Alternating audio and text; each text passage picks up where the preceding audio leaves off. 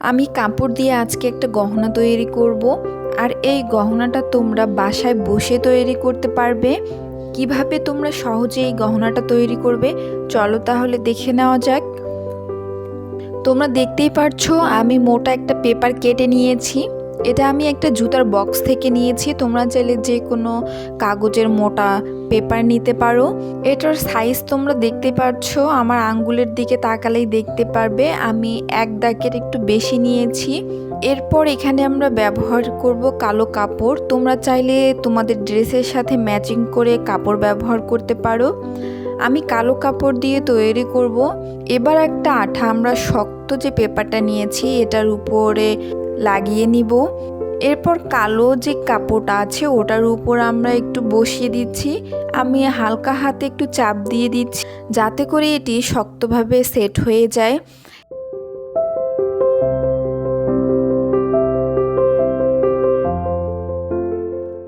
এরপর আমি আরও একটা মোটা পেপার গোল করে কেটে নিয়েছি, তোমরা দেখতেই পারছো। সেম একইভাবে আমিও এখানে আঠা ব্যবহার করে কালো কাপড়টার উপরে বসিয়ে দিব।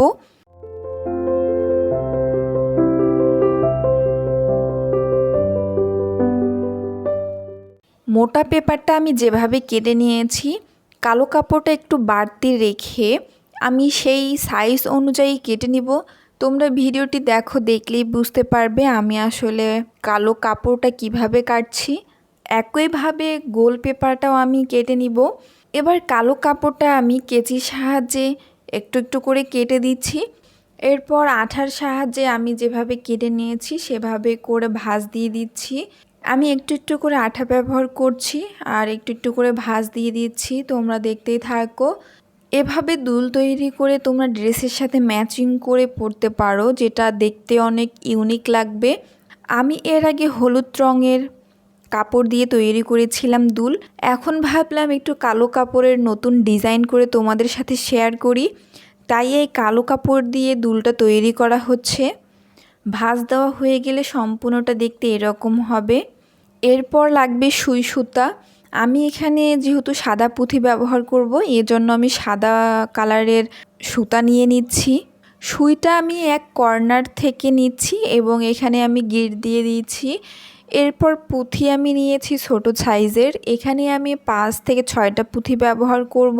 আমি যেহেতু মাঝখানে একটা বড় পুঁথি ব্যবহার করব সেজন্য আমি এক সাইড থেকে পুঁথি দিয়ে মাপ দিয়ে দিচ্ছি এ পাশে কয়টা পুঁথি বসবে এবং অপর সাইডে কয়টা পুঁথি বসবে এভাবে। তা আমার মোট এখানে 6টা পুঁথি বসেছে এক পাশে। কালো কাপড়টার উপর আমি একটু আঠা ব্যবহার করছি যাতে করে পুঁথিগুলো সেট হয়ে থাকে।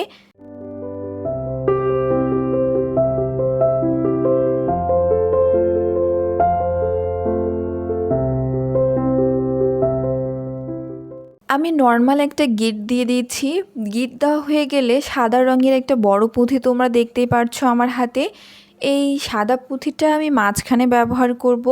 তোমরা চাইলে স্কিপ করতে পারো। তোমরা যদি চাও না ছোট পুঁথিগুলোই ব্যবহার করবে এখানে তাহলে ছোট পুঁথিগুলোই ব্যবহার করতে পারো।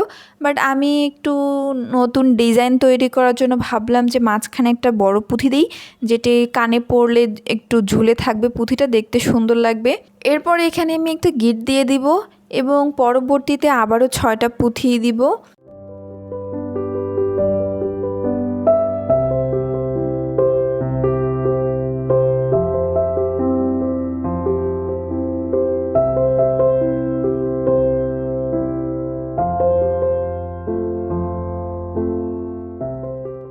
গোল করে যে আমি কালো কাপড়ে পেঁচিয়ে নিয়েছিলাম পেপারটা, সেটার চারিপাশে আমি গোল করে পুঁথি বসিয়ে দিব।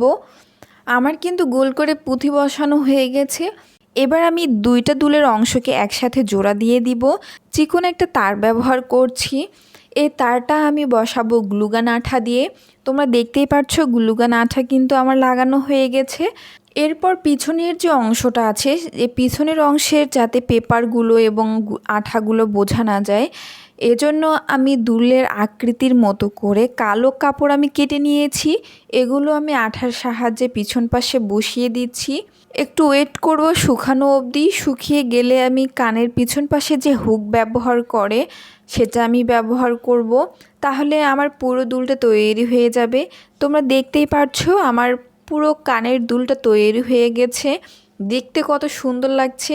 বাট আমি এখানে একটা ভুল কাজ করে ফেলেছি, দুই দুলের পুঁথিগুলো রঙগুলো একটু অন্যরকম হয়ে গেছে।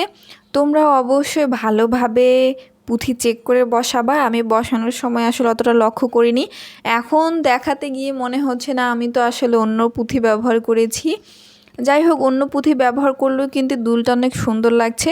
আমার এই দুলের ইউনিক ডিজাইনটা তোমাদের কাছে কেমন লাগলো অবশ্যই কমেন্ট করে জানাবে।